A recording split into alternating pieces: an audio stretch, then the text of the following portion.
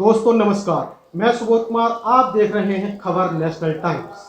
दोस्तों आज मैं उपस्थित हुआ हूं ओबीसी के आरक्षण के मुद्दे को लेकर, क्योंकि यदि हम संविधान की बात करें तो उसमें ओबीसी की जो आरक्षण है वो 27% की व्यवस्था की गई है, और वहीं यदि मैं एससी की बात करूं तो वहां 22% है, और अंत में आता है एसटी, उसके लिए 2% आरक्षण की व्यवस्था की गई है। वहीं लेकिन मामला जो आया है वो गाजियाबाद का मामला है, जिसमें नगर निगम के द्वारा कटौती की गई है ओबीसी का आरक्षण को लेकर। लेकिन ऐसा क्यों कहा गया है या फिर ऐसा क्यों किया गया है? जब व्यवस्था 27% की गई है तो फिर ऐसा क्यों? इसी को लेकर के हमारे साथ उपस्थित हैं मुकेश कुमार जी, जो कि एडवोकेट भी हैं, और उनके द्वारा याचिका दायर की गई है इसी को लेकर हाई कोर्ट में। तो मुकेश जी, पूरा मामला क्या है इसको जरा बताएं, और आखिर आपने क्यों डाली है, ये क्या पर्पज है आपका ये याचिका डालने का? जी, भारतीय संविधान के अनुसार ओबीसी जो जाति है उसको 27% आरक्षण मिलना चाहिए।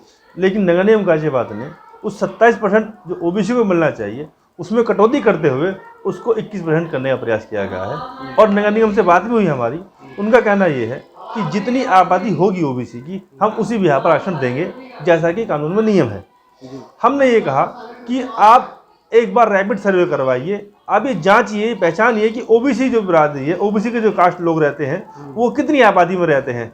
आप आज 21% की बात कर रहे हैं, जो 21% आज आप दे रहे हैं वो 2017 के आंकड़े हैं। आज चूंकि 5 साल हो चुके हैं, 5 साल में ओबीसी की आबादी बढ़ी है। आप आरक्षण आज देने की बात कर रहे हैं, आपको आज सर्वे करवाना चाहिए। चूंकि आप आरक्षण आज दे रहे हैं, आज सर्वे करवाइए, और आबादी बढ़ चुकी है तो आप, हमारा मकसद ये है कि हम जो 21% आप दे रहे हैं आरक्षण, हम उसको बढ़ाकर 27 करवा दें। जी जी। इसी के खिलाफ हमने पहले एप्लीकेशन दी नगर निगम में, वहां पर कोई सुनवाई नहीं हुई।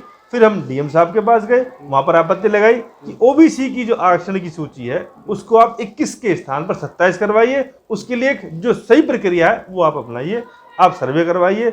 जब सुनवाई नहीं होने के बाद हम शासन में गए, इलेक्शन कमीशन में गए, बिल्कुल कोई सुनवाई नहीं। उसके बाद हम माननीय उच्च न्यायालय में रिट दायर करिए। जी अच्छा, मुझे ये चीज़ बताइए कि जैसे कि अभी आप आबादी की बात कर रहे हैं या फिर जो कास्ट है, वो कौन कौन सी जातियां आती हैं ओबीसी के?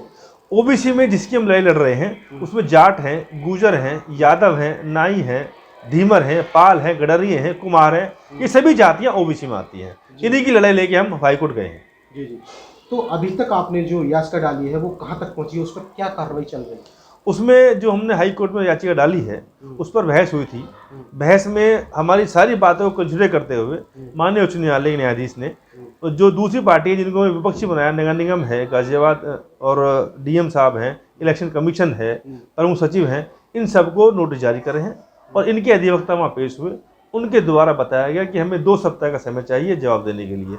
अब 19 लगी है, 19-12 दिसंबर, उसमें ये जो विपक्षी गण है, नगर निगम है या ये जो पार्टी बनाई गई है, वो सब जवाब दाखिल करेंगे कि क्यों आपने 27 के स्थान पर 21% ओबीसी को आरक्षण दिया गया। जी, क्या लगता है कि आपको, जैसे जो आपने लड़ाई छेड़ी है ओबीसी के आरक्षण की, तो इसमें क्या लगता है कि क्योंकि लड़ाई बहुत कैड़ी है तो आपको इसमें न्याय मिल पाएगा? यदि न्याय मिल पाएगा, नहीं मिलता है यहाँ से हाईकोर्ट से न्याय, तो आपकी आगे की क्या रणनीति होगी, कहाँ जाएगी? हमें विश्वास है कि माननीय उच्च न्यायालय उनका जवाब आने के बाद हमें न्याय देगा, और ये तथ्य ऐसे हैं कि न्यायिक हैं और हमें ओबीसी का हक मिलना चाहिए। क्योंकि भारतीय संविधान में दे रखा है, ये कोई नई व्यवस्था नहीं है, हम उसी व्यवस्था को लागू करने की बात कर रहे हैं।